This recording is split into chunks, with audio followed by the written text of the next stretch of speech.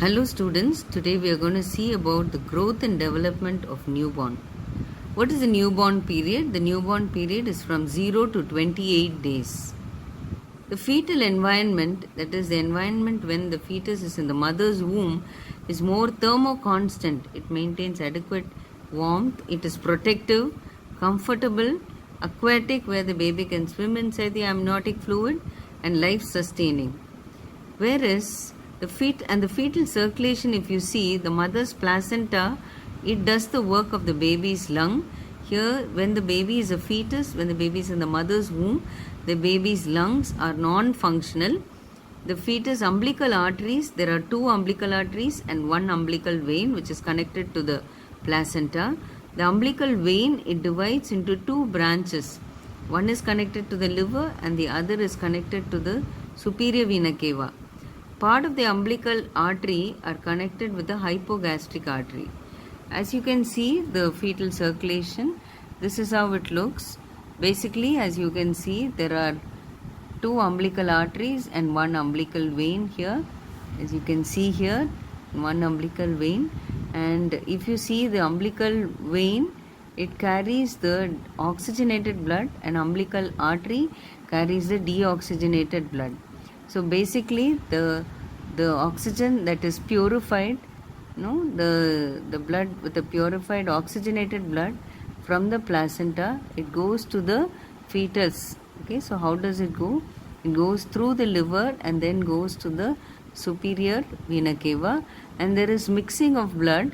If you see here in fetal circulation, this is before birth. As you can see, it goes through the superior and the inferior vena cava. All the deoxygenated blood goes through the superior and the inferior vena cava and comes to the right atrium. From the right atrium, it comes into the right ventricle. Here, between the right atrium and the right ventricle, there is an opening called the foramen ovale, which is an opening between the right atrium and the left atrium. And if you also see that, that's why there is so you find that the blood bypassing this way as well as here. So if you see, the blood goes and there is mixing of pure impure blood, and whatever is getting some amount of blood goes to the lungs, but because the lungs are non-functional, there is no purification. They just go, some of the blood, there is a connection between the, as you can see here, pulmonary artery and the aorta. This connection that between the pulmonary artery and the aorta is called ductus arteriosus. Ductus arteriosus is the connection between the pulmonary artery and the aorta. And as you can see here, there is a connection here. This is called as ductus venosus. Basically, if you can see the umbilical vein, this continues with the superior vena cava. The inferior vena cava, this connects to the inferior vena cava. So that particular part is called as the ductus venosus. So as you can see, there are three specialized openings before birth. Number one is the foramen ovale, the opening between the right atrium and the left atrium. Number two, the opening between the aorta and the pulmonary artery, that is called as ductus arteriosus. And as you can see, this abnormal this connection, where there is a connection between the, there is a connection from the umbilical vein, it connects to the inferior vena cava. This is called as the ductus venosus. So this is the same thing, the flow chart of the fetal circulation. So after birth, this is what happens. When the placenta is cut, immediately the thing that happens is, as soon as the placenta is cut, the blood gushes back through the inferior vena cava, and it goes into the right atrium. Because of the increased pressure in the systemic, because of the increased pulmonary pressure in the arteries, therefore all these openings, they close immediately after birth. So the openings that we find are, as I told you, there is the foramen ovale closes, you can see this one, the ductus arteriosus, that also closes, and here you can see that this ductus venosus also closes. So these are the three things, changes that takes place after birth. So the placenta, it receives unoxygenated blood from the fetus through the fetus umbilical arteries and makes it as oxygenated blood. The umbilical vein, it takes the oxygenated blood to the fetus through the liver, as I told you, through the ductus venosus into the inferior vena cava and enters the right atrium, and the blood enters the left atrium through the foramen ovale, the small opening as I showed you in the picture between the right and the left atrium, and it enters the left ventricle and is taken to the brain by the aorta. So this is what happens during the fetal circulation. The blood that leaves the right ventricle, it bypasses the lung. I told you there is an abnormal connection between the pulmonary artery. The connection between the pulmonary artery and the descending aorta is called ductus arteriosus. So some amount of blood escapes into that and is supplied to the lower extremities. So here the pulmonary vein receives impure blood again because the lungs are non-functional. So they receive impure blood from lungs into the left atrium to left ventricle, and it is taken to the body by the aorta. Now before we go on to the adjustments to the extrauterine life, we will see what are the general parameters of a newborn. The normal head circumference of a newborn is 33 to 35 centimeter. The chest circumference is 30.5 to 33 centimeter. The head to heel length is 49 centimeters for girls, for boys 50 centimeters. The normal Indian birth weight for Indian babies are 2.5 to 3.5 kg. Temperature, if we see, normal temperature is 36.5 to 37 degrees Celsius. The heart rate is 120 to 140 beats per minute. Respiration, it can be up to 160. If it is more than 160, it is abnormal. Respiratory rate 30 to 60 breaths per minute. And blood pressure can be anywhere between 60 to 65 systolic, and diastolic can be 40 mm of Hg. Coming on to the adjustments to extrauterine life, normally coming on to the respiratory system, there is a transition from placental circulation which initiates the independent respiration. As I already told you, when the placenta is cut, when the cord is cut, when the placenta comes out, when the cord is cut, immediately there is a gushing of blood going into the pulmonary circulation, which initiates the first breath. Baby takes the first breath and the lungs start functioning for the first time after birth. So there is an increased carbon dioxide flowing back, which results in the initiation of respiration, and also because of decreased blood pH, decreased oxygen or hypoxia, and there is an escape of fluid from the lung due to the compression as the baby comes out of the vagina.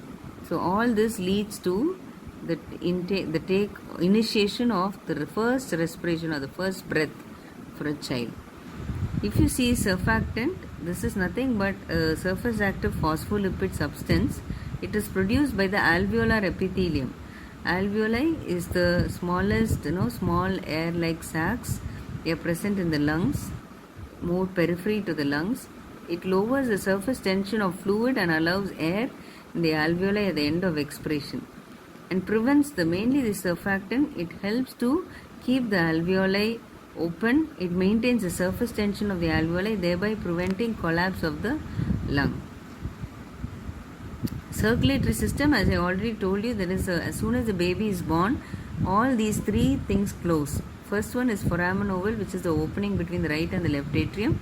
Ductus arteriosus, which is the connection between the pulmonary artery and the descending aorta, and that it becomes ligamentum arteriosum. After it is closed, it becomes shortens and becomes a ligamentum arteriosum. Ductus venosus, it is a continuation of the left umbilical vein through the liver to the inferior vena cava after birth. It also becomes obliterated and forms ligamentum venosum. Coming on to the thermoregulation, in newborns, their basal metabolic rate is twice as that of adult. Normally, their surface area per unit weight is 3 times of adult. The head is bigger than the chest. If you see, they try to conserve their body heat Adult, normally you and me, if we are feeling cold, we try to shiver. But these babies, they have very less subcutaneous fat. Therefore, they try to conserve heat by keeping themselves in a flexed position. And they also have something called brown fat or brown adipose tissue, which is located around the neck between the scapula and behind the sternum, which acts as an insulator, which helps to conserve body heat, thereby preventing heat loss. Hemopoietic system, the volume of blood is about 90 ml per kg. So for a 3 kg baby, the total volume of blood would be 270 ml. So fetal RBCs, if you see, it is around 5 million per cubic millimeter, and hemoglobin is usually 18 gram to 22 gram percentage. It is high, and the WBC is 20,000 per cubic millimeter. Coming on to the fluid and electrolyte balance, most of the body weight is composed of water, 70% of water, and the extracellular compartment, it has a high level of sodium and chloride and low level of potassium, magnesium and phosphate. Here they have an increased BMR, which results in rapid development of acidosis. That's why these children, whenever they have loose stools or diarrhea, immediately they become dehydrated and they can go into acidosis. So immature kidneys, they cannot concentrate urine, therefore it results in dehydration. Gastrointestinal system or digestive system, they sucking and swallowing reflexes are present at birth. That's why as soon as the baby is born, the baby is put onto the breast so that their sucking reflexes are very high at this time. The deficiency of pancreatic amylase, this enzyme impairs the digestion of carbohydrates and decreases the production of lipase. Therefore, this limits absorption of fats. That's why we do not advise formula milk. The best thing is breast milk, which helps in easy absorption of these complex carbohydrates. The immature liver, the liver is also immature, therefore it does not produce an enzyme called glucuronyl transferase. Because this enzyme is deficient, it does not allow the bilirubin to be excreted. Thereby, these children can have jaundice on the 3rd or 5th day. The liver stores are also very less. Normally the liver stores glycogen. Because these children liver is very immature, they cannot store glycogen. Therefore, these children can easily go into hypoglycemia. The salivary glands, they start functioning by 2 to 3 months. These children can have drooling of saliva. Stomach capacity is 90 ml and the emptying time is every 2 to 3 hours. They feel hungry, they start feeding. And they have a relaxed cardiac sphincter. Therefore, these children very frequently, they tend to regurgitate or they can vomit after a feed. Meconium, this is the first stool of a newborn. It looks sticky and greenish. It contains intrauterine debris such as bile pigment, epithelial cells, fatty acids, mucus, blood and amniotic fluid. Normally, the passage of meconium should occur within 24 to 48 hours after birth. There's something called transitional stool. From the 3rd day onwards, the stool color changes because of the presence of lactose, more of glucose. So these children, they can have a greenish or yellowish loose stools. So you can tell them that it is normal. Renal system, the urine output for the first day is 20 ml. Later, over 24 hours, you will see there will be 200 to 300 ml. The bladder capacity is very less, it's only 15 ml. Therefore, the newborn babies, they void 15 to 20 times per day. First voiding should occur within 24 hours. Normally, these urine pH is low and the specific gravity is low, it's colorless and odorless. The endocrine system, if you see, the posterior pituitary gland, it produces inadequate amount of ADH. ADH is antidiuretic hormone or vasopressin. Therefore, it causes dehydration in newborns. Sudden drop in the progesterone and estrogen can cause pseudomenstruation. Parents need not be threatened about this, especially females. They can present with mucoid vaginal discharge, which can cause anxiety among the parents. Tell them that it's because of the presence of progesterone and estrogen, increased surge in the progesterone and estrogen hormones. Defenses against infection, if you see, IgG from the mother is present, and it can be transmitted to the child through human milk or placental circulation. Integumentary system, the epidermis and the dermis are very loosely bound and they're very thin. Neurological system, if you see, myelination occurs, but it occurs slowly. It is not completely myelinated. Therefore, the only reflexes are very predominant in these babies. They do not do any actions voluntarily. There are mostly the reflexes are only predominant during this age. Coming to the smell, these children, they react to strong odors by turning their head away. They can smell the breast milk. Taste, they can distinguish between taste of various different solutions. Touch, they perceive tactile sensation. Therefore, you can advise or encourage the mother to touch the baby's head, the hands, and the soles. Coming on to newborn assessment, as soon as the baby is born, the initial assessment to rule out whether the neurological system is fine is the Apgar score. Neurological and the cardiovascular and the respiratory system, whether it is good, the best score is called as the Apgar score. It is done as soon as the baby is born and after 5 minutes after birth. So twice it is checked. So what is this Apgar score? This was discovered by Virginia Apgar in 1952. Observations are there mainly we look at the heart rate, respiratory effort, muscle tone, reflex irritability, and color. Here we give a score of 0, 1 and 2. When it is 0, it is nothing, it is strongly negative. 2 is strongly positive. So it is assessed, as I told you, 1 and 5 minutes after birth.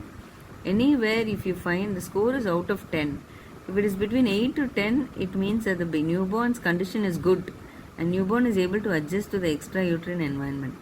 If it is between 5 to 7, the baby needs some amount of oxygen. If the score is less than 4 or less than 4, certainly the child has to be intubated and requires a higher ventilator. Coming on to the Apgar score, as you can see the column, heart rate, respiratory effort, muscle tone, reflex irritability, and color. So you have a grade of 0, 1 and 2. The heart rate, as soon as the baby is born, is absent. Mark it 0. If it is slow or less than 100 beats per minute, it is 1. If it's more than 100 beats per minute, it is 2. Respiratory effort, if it is absent, 0. If it is irregular, slow, weak or cry, we give a mark of score of 1. If it's good, strong cry, then it is 2. Muscle tone, if the child limps, then limp, not able to move the legs, then you give a 0. Some flexion of extremities, you give 1. If the baby is well flexed, then you give 2. Reflex irritability, if there is no response, you give 0. If there is some grimace, you give 1. Just some amount of sounds, grimace, you give 1. If there is a good cry or a sneeze, you give 2. Color of the baby, if the baby is extremity, if the baby is blue or pale, you certainly give 0. That's abnormal. Or if the child has acrocyanosis is the body is pink but the extremities look blue. That can occur in any children in the first 1 minute as soon as the baby is born. Then you give a score of 1. If the baby is completely pink, then you give a score of 2. Now coming on to the transitional assessment, the first period after the birth is called reactive period. It lasts for 6 to 8 hours. Here the baby is active, alert, cries vigorously and is more interested in the environment. So that's why this is a stage where they put the child onto the breast so that the baby is very active in sucking. Second period lasts for 2 to 5 hours. This is the time when the meconium is passed and the baby stabilizes further. The next stage, the heart rate, respiratory temperature, everything stabilizes and there's less mucus production. Then the child goes into a deep sleep. There's some amount of sleep. If you do a head to foot assessment, I have already discussed about the weight, length and all that. Going on to the normal flexion or posture of the baby, it is normal posture of a newborn is flexion. Coming on to the head, we have something called fontanelles. There is an anterior and the posterior fontanelle. Fontanelles are nothing but the openings at the points of union of skull bones. As you can see, the skull bones are the sutures. The place where they unite, there's a small gap where you find they are soft and flat. So this is called fontanelle. Anterior fontanelle is diamond in shape. It is located in between the two parietal and the two frontal bones. It is 2 to 3 cm width and 3 to 4 cm in length. Normally, the anterior fontanelle, which is open at birth, it closes by 1.5 years. And the posterior fontanelle, the other name is lambda. It is triangular in shape, as the name suggests. It is located between the occipital and the parietal bones, and this closes early by 6 weeks. There are some disorders that we need to look for in the head. Number 1 is caput succedaneum. As you can see, when the baby comes through the birth canal, because of the molding of the head, as the baby comes out through the birth canal, there can be a swelling or edema of the scalp of the newborn during birth. This crosses the suture line, as you can see here. This crosses the suture line, and this requires no treatment. It will resolve by itself within 2 weeks. Next one is a Keffel hematoma. As the word says, Keffel is head, hematoma is some blood collection. So here there is blood collection between the periosteum and the skull. Periosteum is the lining of the skull. So between that there is blood collection. This does not cross the suture line. It is mostly present over one particular bone, either the parietal bone, most commonly is the parietal or the temporal. So here the child, if it is there, the child can develop jaundice or anemia or hypotension. This takes around 4 to 6 weeks to resolve. The mother need not massage the head. You just need to allow it to leave. It will resolve by itself. Mouth, we need to look for any cleft lip or cleft palate, as you can see, or any protruded tongue, very commonly seen in Down syndrome. And then teeth, you look at the teeth. Sometimes at birth you will find teeth present. Mouth, the shape of the mouth, any candida, any whitish plaque that is adhered to the oral mucosa. All this you need to look. Next one is eyes. Here you need to look at the inner canthus with what is the distance between the eyes, and we need to look for any edema, hemorrhage, inflammation and any infection. Nose, we need to, mostly neonates are nasal breathers. So we need to look whether the nose is normal in shape, any nasal depression or flat nasal bridge. If there is respiratory distress, there can be nasal flaring also. Nasal flaring is where the ala nasi, the muscles, they bulge upward and you have this nasal flaring. Neck, usually the neck is short, so you look for any abnormal mass. Chest, normally the chest is barrel shaped. Look for any breast engorgement. Sometimes there can be production of abnormal milk production from the breast in female children, which is because of the production of more excessive hormones like progesterone and estrogen. You need not worry about that. Tell them not to massage.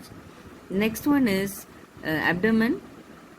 Abdomen, we need to look whether it is soft or flat, or it should not be distended. You can palpate for the liver. Inspect the umbilical cord, whether it has 2 arteries and 1 vein. Genitalia, normally the labia minora is covered with the majora. You have to look for any vaginal bloody discharge, as I already told you, pseudo menstruation. Male children, we need to look at the penis. We need to look for the urethral opening, whether it is correctly placed.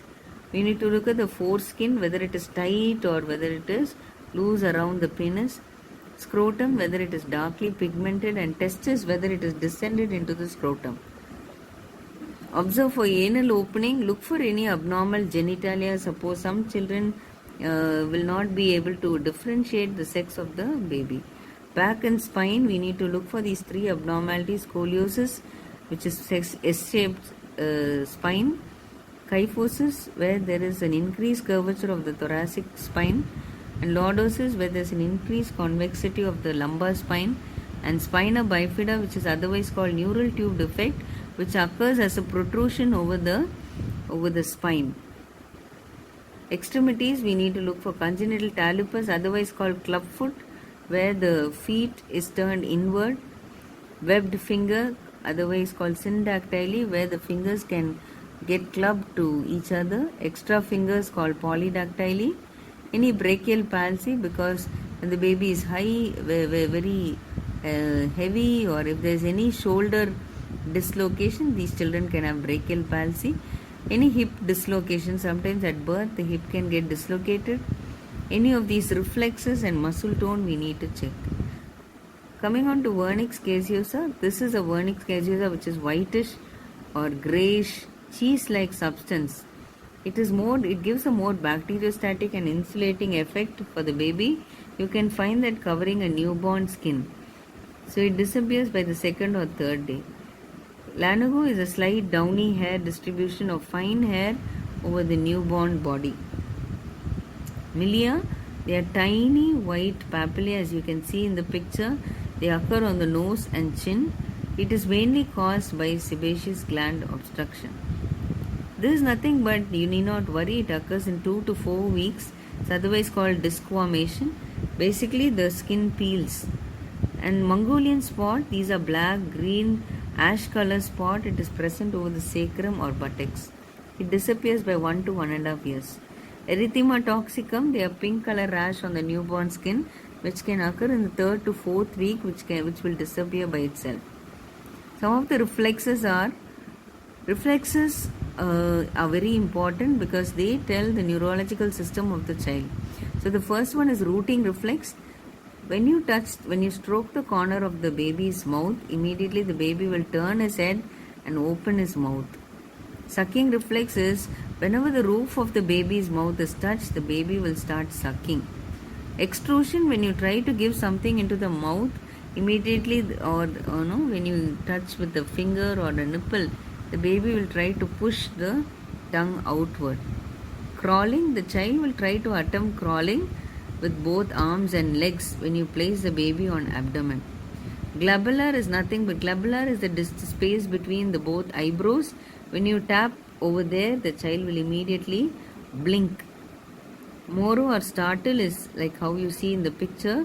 When you take the baby, gently drop the baby onto your other hand. Okay, immediately the child will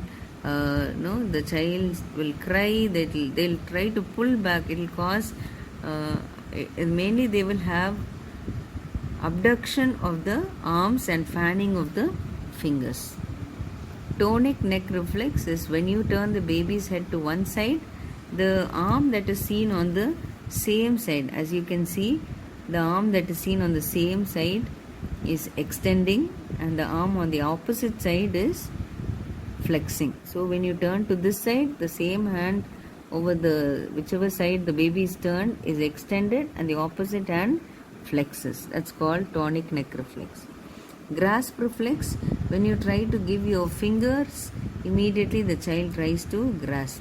The next one is when you likewise plantar reflex is when you touch the plantar surface, immediately the child grasps.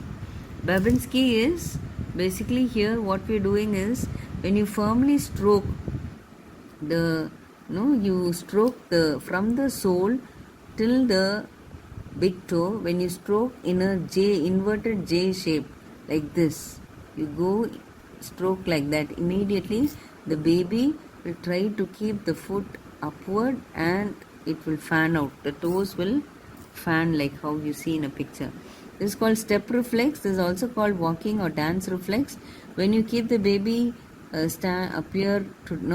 you hold the baby upright, which is with his feet touching a solid surface, as you can see, the baby starts making stepping movements or dancing movements. That's called step reflex.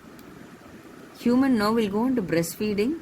This is the preferred feeding for all infants, including premature and sick newborns. Breastfeeding is continued for the exclusive breastfeeding has to be given for 6 months, following which you can give up to 1 or 2 years. The physiology of lactation, lactogen and other hormones secreted by the placenta and prolactin by the pituitary. They help in the preparation of mammary glands for lactation during pregnancy. The main hormone which is responsible for milk production is prolactin, and the hormone which helps in milk ejection is oxytocin. So now if you see the breast tissue, it develops the glandular system which will secrete the milk, and basically the milk from it gets advanced into the alveoli and ducts, and each of these, in before coming to the alveoli, you have a lot of lactiferous ducts. There are around 20 lactiferous ducts that open into the nipple. Each nipple, as I said, the alveoli secretes the colostrum in mid-pregnancy, and later after birth you get that thick yellow milk that is called colostrum. So as you can see, colostrum for the first 2 to 5 days, the breast will secrete colostrum, and yellowish fluid rich in proteins, and which is very good. It has more of immunoglobulin A in it, full of antibodies and immunoglobulins, which protects the newborn from bacteria and viruses. Immunoglobulins are mainly antibodies. It really prevents infection and promotes immunity. The colostrum is the first milk produced by the breast. It contains low fat. It is easy for digestion. It has a laxative effect. That's why babies who are breastfed do not have constipation. Milk secretion, if you see, milk production increases from 30 ml on the first 2 to 3 days, and it peaks to around 900 ml after that. In the first week, maybe the mother will secrete only 30 to 60 ml. By 1 month, maybe up to 45 to 60 ml.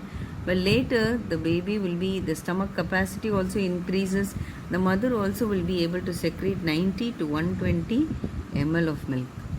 Coming on to the amount of milk per day the child needs is around, later the child might require from 1 month to 6 months, 750 to 1050 ml. The reasons for breastfeeding are, there are some benefits. Breastfeeding is it's best for the baby, and that is the best nutrition for the baby. Number one is, the main thing is, it promotes bonding between the baby and the mother. The baby develops trust on the mother.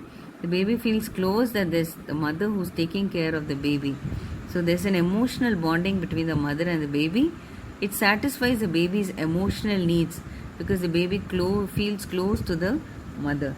It protects the baby from diarrheal infections, respiratory infections, allergies, and obesity at a later stage.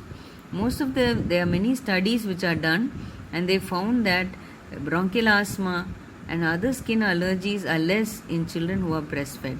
Breastfeeding is easier than using formula. It need not be heated, it is sterile, and it is available at the right temperature. It is not costly. So sucking promotes or optimizes hand-to-eye coordination.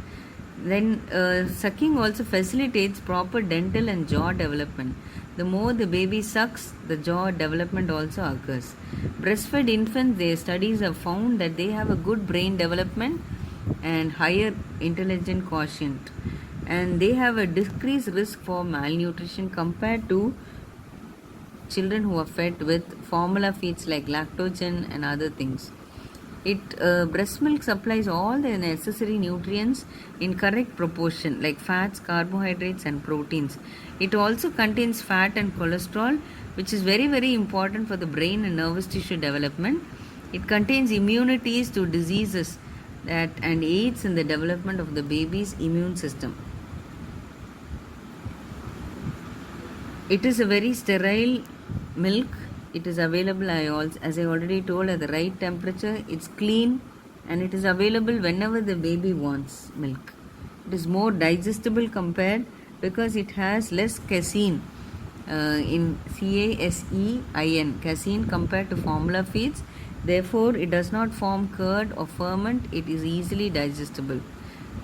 Whereas formula feeding, there is an increased risk for diabetes. Children who are formula fed have high risk for obesity, diabetes, and allergies. And also, it is associated with low IQ. It is very expensive. It is not fresh. How to improve the milk secretion in mothers? We can tell them to initiate breastfeeding as early as within 1 hour after birth, and encourage the mother to feed on demand. Tell them not to give no other water or drink other than breast milk. Allow the mother to stay in a room, that's called rooming in. Allow the mother and the baby to be together No other pacifiers or artificial nipples has to be given to the baby if the baby is exclusively breastfed. Advantages for mothers: suckling, it helps the uterus to go back to its original position, thereby reducing postpartum hemorrhage in the mother. After delivery, it reduces bleeding. It is also a natural contraceptive. It causes lactational amenorrhea. That's called lactational amenorrhea because mothers who are breastfeeding exclusively, they do not become pregnant. It really acts as a contraceptive for them. It reduces the risk of breast cancer in mothers. Coming on to the composition of colostrum, as you can see, colostrum is very effective. So tell the parent not to discard the colostrum because it has high energy, 58 kilocalories per 100 ml. Protein is also more, protein and fat. Protein is 2.7 gram and fat 2.9 gram. And other important things are calcium, phosphorus, iron, lactose and carotene. If you see mother's milk, 100 ml of mother's milk gives an energy of 65 kilocalories and a protein of 1.1 gram and carbohydrate of 7.4 gram. So other things that are seen in breast milk are calcium, fat, vitamin A, thiamine, riboflavin and vitamin C. Compared to, you can see the difference between the breast milk and the bottle milk. Breast milk, it has good immunity, immunoglobulins are there, it is simple, available, easily available and clean. The infection rate is low, like diarrheal and respiratory infections are low if the baby is breastfed. The baby also feels warm and emotionally child feels better when the baby is breastfed, and it has all anti-allergic properties and all the nutrients are present in right proportion. Now coming on to the needs, so we finished about breastfeeding. Coming on to the needs of an infant, as I already told, the psychosocial development of an infant is trust versus mistrust. Therefore, the need for trust is very essential. Therefore, tell the parents to adequately meet all the child's need whenever the child cries. Need for warmth and comfort. Therefore, the baby has to be covered adequately to prevent hypothermia. Need for sucking, adequate breastfeeding on demand is essential. Need for sensory stimulation. The baby can feel, can smell the breast milk. Therefore, you can advise the mother to touch and talk to the baby. Nutrition, breast milk is the best feed for the baby and no other milk is advised. Thermoregulation, temperature regulation is another important thing because of lack of subcutaneous fat. Prevention of infection, we need to see that adequate hand hygiene is handled when you take care of this baby. And bonding is another very important thing that promotes trust. The problems that these newborn babies can have are hypothermia, hypoglycemia, suffocation, infection and aspiration. Some of the essential newborn care are: number one, as soon as the baby is born, see that you promote or maintain patent airway by suctioning the airway immediately and maintaining the body temperature by wiping the body and keeping under the warmer.